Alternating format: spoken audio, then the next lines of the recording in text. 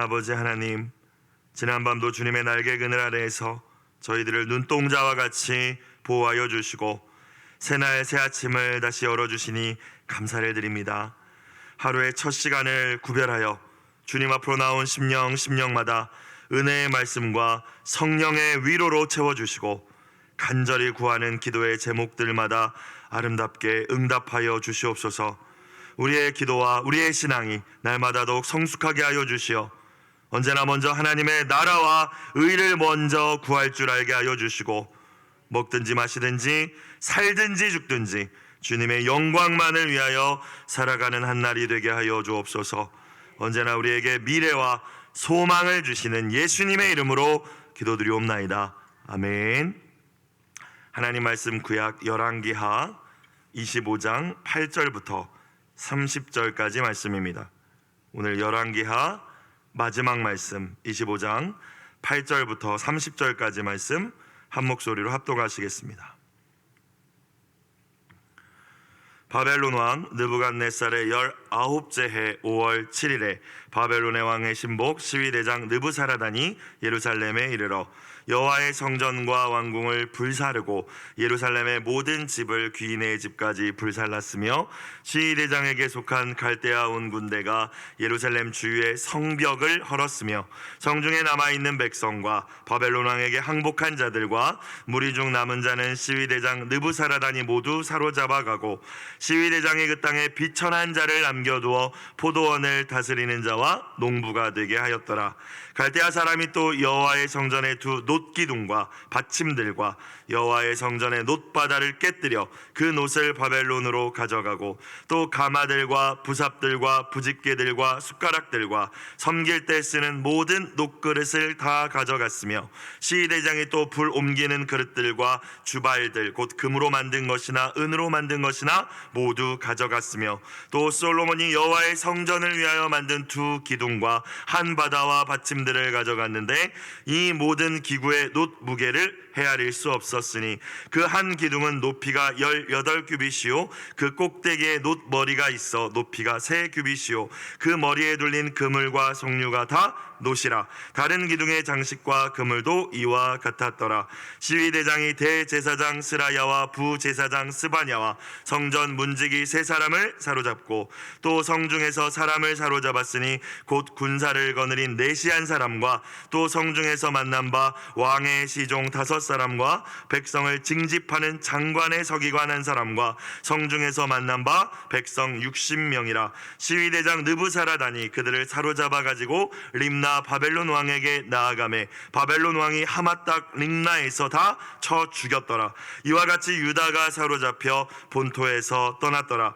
유다 땅에 머물러 있는 백성은 곧 바벨론 왕 느부갓네살이 남긴 자라. 왕이 사반의 손자 아이감의 아들 그달리아가 관할하게 하였더라.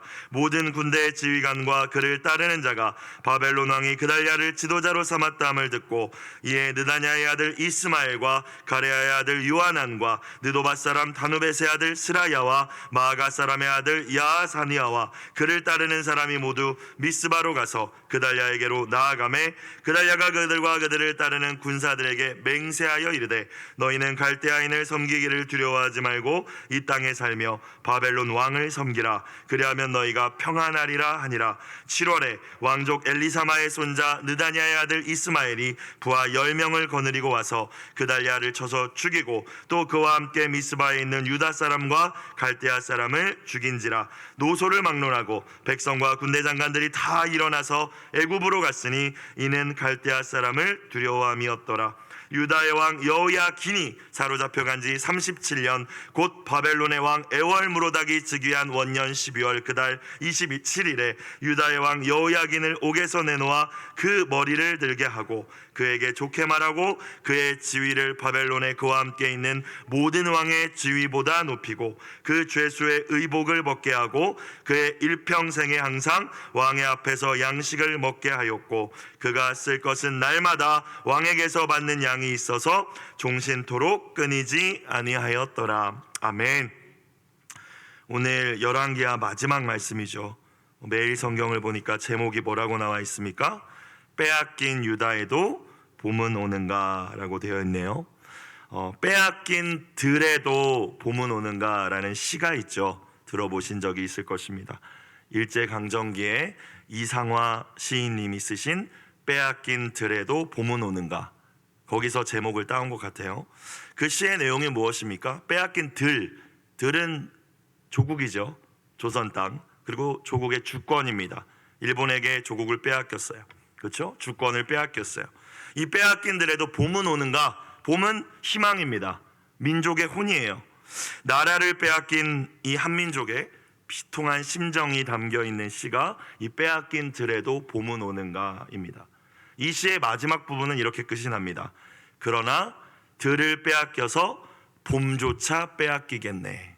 희망이 있다라는 거예요? 없다라는 거예요? 없다라는 거예요. 그 시는 그렇게 마무리되고 있지만 오늘 말씀은 저와 여러분에게 희망을 주시는 말씀임을 깨달으실 수 있기를 주님의 이름으로 축복합니다. 오늘 우리에게 주신 하나님의 말씀, 정말 절망밖에 할 수 없는 상황이지만 다시 소망을 가져야 할 분명한 이유가 있음을 말씀하고 계십니다. 빼앗긴 들에도 봄은 오는가, 시인은 절망 가운데 그 시를 지었지만 오늘 하나님의 말씀은 빼앗긴 유다에도, 빼앗긴 여러분의 삶 속에도 반드시 봄은 올 것이라고 말씀하고 계시는 줄로 믿습니다. 혹시 이 시간 이 자리에 나오신 분들 가운데 절망의 끝자락에 서 계신 분들이 계십니까? 내 인생에는 왜 계속 이 겨울만 계속되는 것이, 그리고 앞으로도 겨울만 계속되겠지라고 생각하면서 모든 희망들을 잃어버리고 낙심 속에 머물고 계신 분이 계십니까? 그 고난이, 이 광야의 시간이 나의 죄로 인한 것이든 하나님이 허락하신 믿음의 시험이든 당장 내가 이해할 수 없는 광야의 시간이든 반드시 지나가고 봄은 다시 올 줄로 믿으실 수 있기를 주님의 이름으로 축원합니다. 그 아들의 생명을 주시기까지 저와 여러분을 사랑하시는 하나님께서 우리의 아버지가 되어주시기 때문이죠. 하나님을 사랑하는 자, 그 뜻대로 부르심을 입은 자들에게는 반드시 모든 것이 합력하여서 선을 이루게 될 줄로 믿습니다. 오늘 하나님 말씀하십니다. 용기를 내! 다시 희망을 가지고 시작해보자. 그렇게 말씀을 통하여 우리에게 귀한 음성을 들려주시는 주님의 음성에 마음을 열고 귀를 기울이시는 이 새벽이 되시기를 주님의 이름으로 부탁드립니다. 자, 바벨론 군대에 의해서 예루살렘 성벽이 무너지고 유다는 멸망당하게 되었죠. 도망치던 유다의 마지막 왕 시드기야가 그의 두 눈으로 마지막 보게 된 장면은 무엇이었습니까? 자신의 생명과도 같은 아들, 왕자들이 잔인하게 죽는 모습을 그의 두 눈으로 마지막 본 장면이었습니다. 진짜 바라보아야 할 하나님을 바라보지 않고 산 인생, 그리고 바라보지 말아야 할 것들만 바라본 자의 비참한 결말이었어요.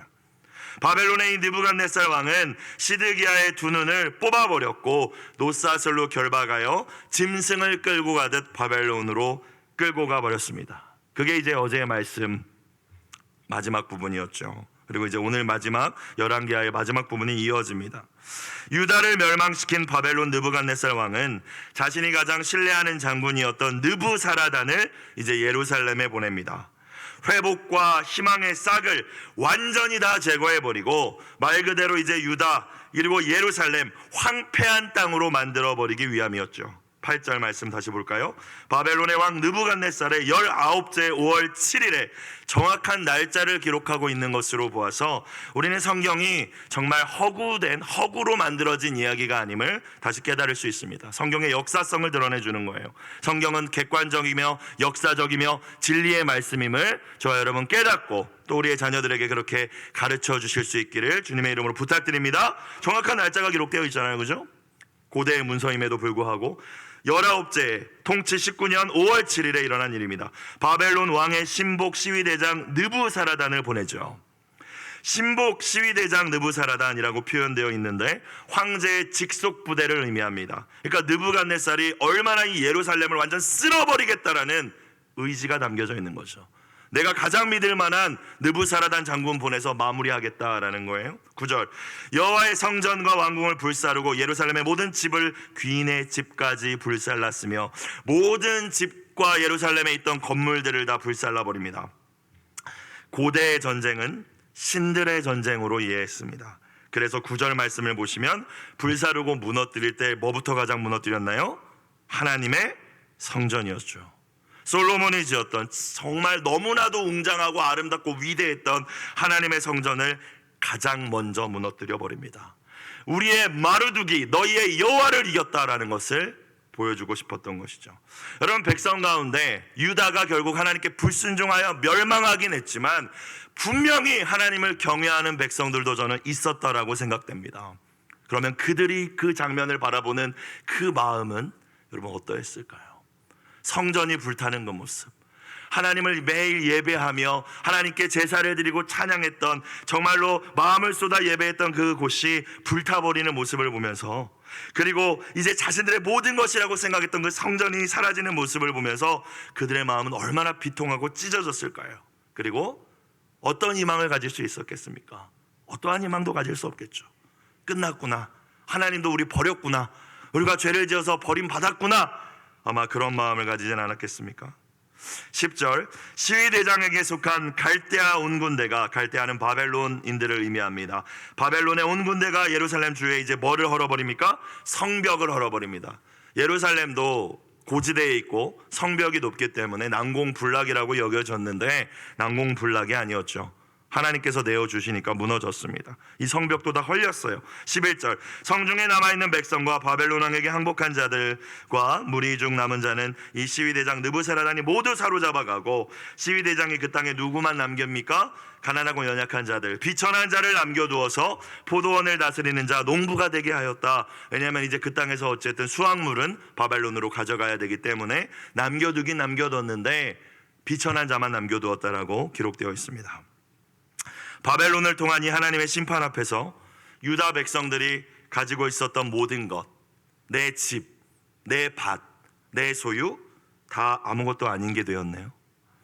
오히려 더 많이 가진 사람들이었을수록, 더 높은 지위에 올라 자랑했던 사람들이었을수록 더 많은 것을 잃어버리고 더 많은 고통을 당했을 것입니다. 오히려 아무것도 가진 것이 없었던 가난하고 연약하고 비천한 자들이 오히려 이 나라가 멸망한 이 상황에서는 고국 땅에 살아남아 희망의 뿌리가 되었음을 우리는 볼 수 있습니다. 여러분, 우리가 이 말씀을 통하여서 무엇을 깨달아야 하겠습니까? 마지막 날 우리 주 예수님께서 심판주로 반드시 다시 오시겠다고 약속하셨는데, 그리고 이 세상 나라를 심판하실 것이라 말씀하셨죠. 하늘과 땅, 지금 우리가 알고 있는 이 세상 나라의 모든 것들, 우리가 전부라고 여기며 살아가고 있는 이 세상 나라의 모든 것들, 평생을 우리가 노력하여서 마련한 내 집, 그 모든 것들이 불에 타 사라지는 그날이 오게 될 것이라고 성경은 말씀하십니다. 그러면 저와 여러분은 무엇을 위하여 오늘 하루를 살아야겠습니까? 무엇을 의지하며 우리가 한날을 살아야 될까요? 도대체 이 땅에 무엇을 쌓아두며 살기를 원하십니까? 그날이 오면 다 사라져 버릴 것인데, 그날이 오면은 내 것이 아무것도 없는데, 그럼 무엇을 위하여 오늘 하루를 살려 하십니까? 오늘 하루가 나에게 주어진 마지막 하루라는 겸손한 마음을 가지고, 나에게 주어진 이 호흡이 마지막 호흡이라는 그 심정으로, 또한 오늘 내가 만나는 사람들과의 만남이 마지막일 수도 있다라는 겸허함으로 주님 앞에서 정직하게 살아낼 수 있는 여러분들이 다 되시기를 주님의 이름으로 부탁드립니다. 결국 다 사라졌잖아요. 많은 거 가졌는데 다 빼앗겼잖아요. 성전을 불태워 파괴한 이후에 이 느부사라단은 이제 성전에 남아있던 기구들을 다 빼앗아 갑니다. 보물들과 금으로 만든 뭐 이런 것들은 이미 다 가져갔고, 이제 놋으로 만든 모든 것들을 깨뜨려서 이 놋을 가져가 버립니다. 13절 이하의 말씀이죠. 갈대아 사람이 또 여호와의 성전의 두 놋기둥, 입구에 서 있는 큰 놋기둥, 받침들과 여호와의 성전의 놋바다, 물을 담고 있었던 큰 그릇을 이야기합니다. 그 놋을 바벨론으로 가져가고, 14절 이런 기구들도 가져가고, 15절 남아있는 뭐 이런 금으로 만든 건 남아있는 것도 가져가고, 16절 또 솔로몬이 여호와의 성전을 위하여 만든 두 기둥. 자, 잘 보시면 13절에서 분명히 두 놋기둥 가져갔다라고 했는데 16절에서 다시 한번 이 기둥을 언급합니다. 자, 솔로몬이 여호와의 성전을 위하여 만든 두 기둥, 한 바다와 받침들을 가져갔는데 이 모든 기구의 논무게를 헤아릴 수 없었으니, 그러면서 17절에서 다시 기둥에 대해서 이야기합니다. 자, 반복될 땐 우리는 주목할 필요가 있습니다. 여러분 들어보신 적이 있을 거예요. 솔로몬이 지은 성전의 입구에는 정말 어마어마하게 웅장하고 그 기둥만으로도 위압감을 느낄 만한 두 놋기둥이 서 있었습니다. 야긴과 보아스였어요. 오른쪽에 서 있는 것이 야긴입니다. 그가 세우신다. 하나님께서 이 성전과 이스라엘을 세우실 것이다. 왼쪽에 서 있는 기둥은 보아스였습니다. 그분 안에 능력이 있다. 우리 이스라엘의 권능은 하나님께로부터 온다. 아마 그 이름을 붙여놓고 들어가면서 항상 기억했을 거예요. 그런데 그 기둥이 오늘 무너뜨려지고 깨뜨려지고 바벨론으로 빼앗깁니다. 이스라엘 백성들은 그치, 하나님께서 우리를 세우시지, 하나님의 능력이 우리를 보호하시지, 야긴 보아스 생각하면서 들어갔을 거예요. 여러분, 문제는 두 기둥이 세워져 있는 것만으로 우리는 안전할 거야, 우리는 괜찮을 거야, 우리가 어떻게 살든지 하나님은 상관없으실 거야 라는 생각으로 살았다라는 거예요. 오해한 것입니다. 여러분, 하나님께서 자신의 백성에게 진정 원하셨던 것은 제사가 아니었습니다. 물론 하나님은 예배를 기뻐하시지만 악을 행하면서 동시에 제사를 드리는 것은 하나님 역겨워하신다라고 수많은 예언서 말씀을 통하여 이야기하시지 않았습니까? 하나님이 그분의 백성들에게 진정 원하셨던 것은 그 성전을 들어가며 녹기둥 두 기둥을 바라보며 하나님의 전에 들어가면서 그들이 갖춰야 될 모습은 무엇이었습니까? 하나님과 동행하는 삶이었고 하나님 말씀에 순종하는 삶이었는 줄로 믿습니다. 그것이 그 두 녹기둥을 지지해주는 기초였다는 것을 이들은 몰랐어요. 그냥 이 기둥이 있으니까, 우리 성전이 있으니까 우리는 무너지지 않겠지, 하나님이 우리를 버리시겠어, 우리가 어떻게 살든 괜찮겠지, 이것이 유다 백성들의 마음이었어요. 자, 그런데 오늘 말씀을 보니까 이 두 녹기둥이 완전히 파괴돼 버립니다. 하나님과 하나님의 말씀을 떠났기 때문에 성전은 더 이상 성전이 될 수 없었고, 하나님이 세우시고 하나님의 권능이 이스라엘을 보호하신다를 의미하는 기둥은 무너져 버렸습니다. 사랑하는 여러분, 우리의 매일의 기도 가운데 혹시 하나님 도대체 나의 삶과 우리의 공동체를 왜 세워주시지 않지? 야긴이시면서 하나님의 왜 권능이 우리의 삶에 나타나지 않지? 하나님은 보아스이신데 야긴과 보아스의 그 하나님이 왜 나에겐 나타나지 않지?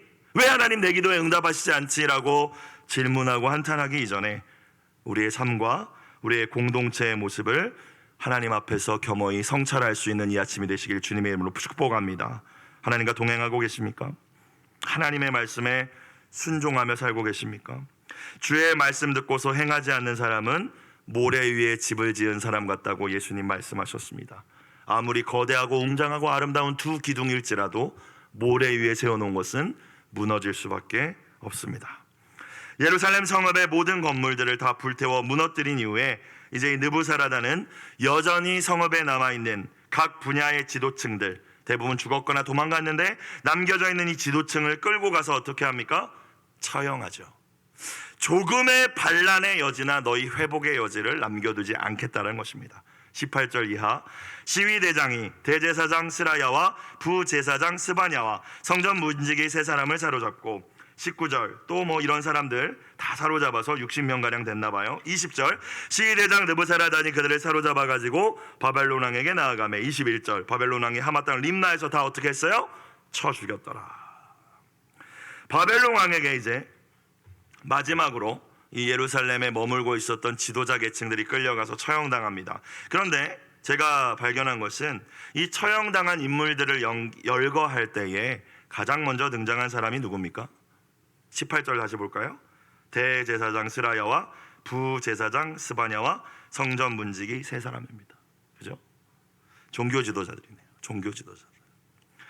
목회자, 사역자, 평신도, 리더들이라고 이해할 수 있을 것 같아요. 오늘날로 이해를 한다면. 사랑하는 여러분, 우리의 나라와 이 민족의 정치가 방향을 잃어가고 경제가 무너져 내리고 교육의 현실이, 우리 아이들의 미래가 참담해져 갈 때 저와 여러분의 반응은 무엇입니까? 정치가 썩었네, 큰일 났네, 그리고 끝. 하나님, 제가 나라와 민족을 위하여 더 눈물로 기도하겠습니다. 이것이 저와 여러분의 마땅한 태도가 되어야 할 줄로 믿습니다. 이 땅의 교회가 교회로서의 사명을 감당하지 못하고 저를 비롯한 영적 지도자들이 깨어있지 못한 것이 나라가 망하는 이유입니다. 여러분, 독일에 수많은 교회와 목사들이 있었지만 히틀러가 나와서 나치즘을 이야기할 때 다 동조했어요. 그래서 독일이 그렇게 되지 않았습니까? 오직 한 사람 본 회퍼 목사님만 진리를 지키다가 처형당했죠. 나치에게. 독일 교회와 목회자들이 깨어있지 않았기 때문에 독일은 그 꼴을 만나고 2차 세계대전의 전범이 된 것이죠. 새벽을 깨우며 교회를 위해 기도하는 여러분들이 교회의 리더임을 저는 믿습니다. 하나님 나라의 리더로 여러분 부르심을 받았다면 그 사실을 기억하시고 이 아침도 나라와 민족을 위해서 각 분야의 지도자들을 위하여 애통하며 기도할 수 있으시기를 주님의 이름으로 부탁드립니다. 자, 이제 종교 지도자들을 비롯해서 남아있는 지도자들 다 처형했습니다. 유다를 완전히 멸망시킨 이후에 이제 느부갓네살은 유다의 왕을 세우지 않습니다. 총독을 세워서 관리하고자 했던 것 같아요. 갈대아인을 파견하지 않고 유다인들 가운데 한 명 세워놓죠. 그달랴라는 사람을 세웁니다. 22절, 유다 땅에 머물러 있는 백성은 곧 바벨론 왕 느부갓네살이 남긴 자라 왕이 사반의 손자 아이감의 아들 그달랴가 관할하게 하였더라. 23절, 모든 군대 지휘관과 유다의 군대입니다. 유다의 군대 지휘관과 그를 따르는 자가 어디 갔다가 돌아왔을까요? 도망갔었어요. 다 도망갔다가 이제 조금 안정되니까 돌아온 건데, 바벨론 왕이 그달랴를 지도자로 삼았다함을 듣고 자, 어떤 사람들이 돌아왔대요? 느다냐의 아들 이스마엘, 가레야의 아들 요하난, 이런 사람들이 돌아와서 총독이 있는 이제 미스바로 갑니다. 그달랴가 그들에게 뭐라고 얘기해요? 24절, 그달랴가 그들과 그를 따르는 군사들에게 맹세하여 이르되 너희는 갈대아인 즉 바벨론을 섬기기를 두려워하지 말고 이 땅에 살며 바벨론 왕을 섬기라. 그리하면 너희가 뭐하리라? 평안하리라. 자, 총독 그달랴가 전하고 있는 이 말은 사실 하나님 뜻이었습니다. 바벨론의 통치 아래에서 남겨진 유다 백성을 보호하기 원하셨던 하나님의 뜻이었고, 그 가운데서 너희의 죄의 대가를 치러라, 겸손히 징계를 받아라, 이 하나님의 뜻이었어요. 선지자 예레미야를 통하여 주신 말씀이죠. 그런데 이 총독 그달랴의 말에 대해서 군 지휘관, 남겨진 유다의 군 지휘관들의 반응이 엇갈렸습니다. 앞서 이름이 등장했는데 두 사람, 이스마엘이라는 사람은 저거 총독으로 세워진 그달랴 매국노네, 바벨론한테 붙으라고? 굴복하라고? 우리 독립해야지 라고 생각을 하고 따르기를 원하지 않았어요. 근데 사실 깊이 보면 자기 욕망을 따르기 원했던 거죠. 요하난이라는 사람은 그달랴를 따르길 원했습니다. 남겨진 유다 백성들을 잘 보호하고 살아가면서 후위를 도모해야 된다고 생각했어요. 그래서 그달랴에게 가서 저 이스마엘이 당신을 죽이려고 한다고 충언을 하기도 했지만 그달랴가 듣지 않았어요. 그래서 결국 어떻게 됩니까? 25절, 7월에 왕족 엘리사마의 손자 느다냐의 아들 이스마엘이 부하 10명을 거느리고 와서 그달랴를 죽입니다. 바벨론이 세운 총독을 죽이고 미스바에 있던 또 다른 사람들을 죽여요. 그런 다음에 이제 보복이 두려우니까 26절, 노소를 막론하고 백성과 군대 장관들이 다 일어나서 어디로 갔대요? 애굽으로 갔으니, 도망갔으니 갈대아 사람을 두려워함이었더라. 남겨진 이 이스마엘 일당이 이제 해놓고 바벨론이 세워놓은 총독 그달랴를 죽여놓고 보복이 두려워 애굽으로 피신했다라는 말씀이죠. 예레미야서를 우리가 나누었지만 선지자 예레미야가 이때 애굽으로 가면 안 된다라고 이야기합니다. 하나님 보호해 주실 거니까 걱정하지 마, 두려워하지 마, 애굽으로 가지 말고 유다 땅에 머물러 있는 것이 하나님의 뜻이라고 전했지만 듣지 않았습니다. 끝까지 듣지 않는 것이 유다의 모습입니다. 작은 희망의 씨앗조차 스스로 저버리는 타락한 모습, 끝까지 말씀에 불순종하는 고집스러움이 유다였어요. 저와 여러분의 모습 아닙니까? 여러분, 그런데 오늘 열왕기하의 말씀은 이렇게 끝나지 않습니다. 정말 개판이네, 절망의 끝이구만, 우리가 이렇게 읽도록 하나님은 허락하지 않으시고, 오늘 열왕기하 말씀이 여러분 어떻게 끝납니까? 하나님은 자기 백성을 버리지 않으신다, 너희는 여전히 너희에게 희망이 있다라는 말씀으로 오늘 맺고 있어요. 27절 이하의 마지막 부분, 유다의 왕 여호야긴이 사로잡혀간 지 37년에 일어난 일입니다. 여호야긴이 누군가요? 어제 말씀을 기억하신다면 여호야김의 아들, 즉 요시야의 손자죠. 바벨론의 2차 침공 때 항복했지만 잡혀갔지 않았습니까? 그리고 바벨론 왕은 시드기야를 대신 세웠죠. 이 여호야긴은 18세의 왕위에 올라서 3개월 통치해보고 바벨론에 의해서 끌려갔습니다. 그러니까 37년 지났으니까 바벨론 끌려가서 이제 55세가 된 거예요. 감옥에 갇혀 있었던 거예요, 그 시간 동안. 자, 그리고 이제 바벨론의 왕권은 넘어갑니다. 느부갓네살의 아들 에월무로닥에게로 넘어갔어요. 근데 이때 일어난 일이 뭐예요? 곧 바벨론의 왕 에월무로당이 즉위한 원년 12월 그달 27일에 유다의 왕 여호와긴을 옥에서 어떻게 했어요? 내놓아 그 머리를 들게 했다. 회복시켜줬다는 거죠. 더 이상 죄인의 포로의 신분에서 머물러 있지 않도록, 감옥에 갇혀 있지 않도록 해주었다. 거기서 끝나지 않습니다. 28절, 그에게 좋게 말하고 그의 지위를 바벨론에 그와 함께 있는 점령지의 모든 왕들, 모든 왕의 지위보다 높이고 그 죄수의 의복을 벗게 하고 그의 일평생에 항상 왕의 앞에서 양식을 먹게 하고 그가 쓸 것은 날마다 왕에게서 받는 양이 있어서 종신토록 끊이지 아니하였더라 라고 열왕기하가 마무리됩니다. 이렇게 끝내는 이유가 있을 거 아니에요. 그럼에도 불구하고 유다는 끝까지 패역했지만 하나님께서 남겨놓으신 작은 희망의 불씨까지 짓밟아버리는 게 우리의 모습이지만 그 절망 가운데서도 하나님께서는 끝까지 자기 백성 유다를 향한 회복의 소망을 주시는 하나님이심을 붙드실 수 있길 주님의 이름으로 축복합니다. 다윗의 후손이 끊어지지 않게 하셨네요. 그죠? 다윗 왕조가 끊어지지 않도록 하셨어요. 왜? 예수님을 이제 보내주셔야 되니까요. 예레미야 선지자를 통하여 주신 말씀대로 70년의 시간이 다 찼을 때 바사왕 고레스에 의해서 이제 이 유다의 포로들은 고향 땅으로 돌아가기 시작하죠. 세 차례 바벨론의 침공에 의해서 무너졌듯이 세 차례로 나누어서 고향으로 돌아갑니다. 1차 귀환 때는 불타 무너져버린, 아까 성전을 무너뜨렸다라고 말씀드렸잖아요. 불타버렸다라고. 그 성전을 다시 짓죠. 다시는 못 지을 줄 알았는데, 다시는 여기서 하나님 예배할 줄 못할 줄 알았는데 성전을 다시 회복시켜 주시고, 2차 학사 에스라의 귀환 때는 말씀의 부흥을 다시 일으켜 주시고, 3차 느헤미야의 귀환 때는 이제는 다 헐려버려서 우리는 다 무너져서 이제 끝났나 보다 했던 그 예루살렘에 다시 성벽이 세워지게 하신 줄 믿으시길 주의 이름으로 축원합니다. 사랑하는 여러분, 빼앗긴 유다에도 봄은 옵니까? 반드시 옵니다. 하나님께서 우리의 소망이 되시기 때문입니다. 여러분의 삶과 신앙 속에서 무너져버리고 불타버리고 상실되고 빼앗긴 것은 무엇입니까? 자기 백성을 버리지 않으시고 포기하지 않으시는 하나님. 오늘 본문 앞부분에는 그냥 절망 완전 절망 이 내용이잖아요. 근데 마지막에 하지만 하나님은 소망, 이렇게 끝나는 게 오늘 말씀입니다. 예수님을 통하여 우리를 자녀 삼으신 우리의 아빠 하나님께서는 반드시 여러분의 빼앗기고 불타버리고 무너진 그 모든 것들을 회복시켜 주시고 온전하게 하실 줄로 믿습니다. 여러분, 누구에게나 마음속에는 절망이 있고 소망이 있습니다. 눈에 보이는 현실이 어려워지면 소망은 희미해지고 절망은 계속 커지죠. 그런데 생각해보면 내가 누구에게 매일 밥을 주느냐의 문제입니다. 무슨 말씀입니까? 무슨 소리입니까? 내가 먹이를 어디에다 주느냐에 달려 있습니다. 절망과 희망이 우리의 마음속에 있는데 우리가 매일 부정적인 생각, 부정적인 말, 은혜 받아놓고 말로 다 쏟아버리고 나는 안 돼, 우리 집은 안 돼, 망했어, 끝났어, 아이고 죽겠네, 계속 쏟아내면 누가 밥을 먹어요? 절망은 계속 밥을 먹죠. 그럼 우리의 마음은 절망이 계속 자라서 소망은 잃어버리게 될 거예요. 그러면 죽고 싶고 우울하고 살기 싫고 소망 없고. 여러분, 하나님이 우리를 그렇게 만드는 것이 아니라 잘 돌아다 보면 우리가 그렇게 하고 있지는 않은지 돌아보셔야 됩니다.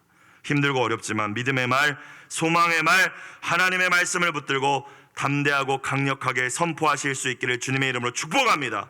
내 영혼아, 네가 어찌하여 두려워하고 낙심하는가? 너는 하나님께 소망을 두라. 내 영혼에게 매일 선포하시길 바라요. 그러면 절망은 먹이를 잃어버리고 결국 우리 안에 있는 소망이 다시 우리의 심령에 가득 차게 될 줄로 믿습니다. 눈에 보이지 않지만, 눈에 보이지 않잖아요 여러분 지금. 하지만 하나님은 오늘도 지금도 이 시간에도 저와 여러분을 위하여 일하고 계심을 믿으실 수 있기를 주님의 이름으로 부탁드립니다. 오늘 공동체 매일 성경 기도 제목 이렇게 나와 있어요. 이해되지 않아도 순종하며 난관 속에서 하나님의 행하심을 뭐하게 하소서? 소망하게 하소서. 오늘 하루 그렇게 승리하실 수 있기를 주님의 이름으로 부탁드립니다. 기도드리겠습니다. 사랑과 은혜가 풍성하신 아버지 하나님, 황폐한 땅에도 다시 새순이 돋아나듯 저희의 삶에도 희망의 새순이 돋아나게 하여 주시옵소서.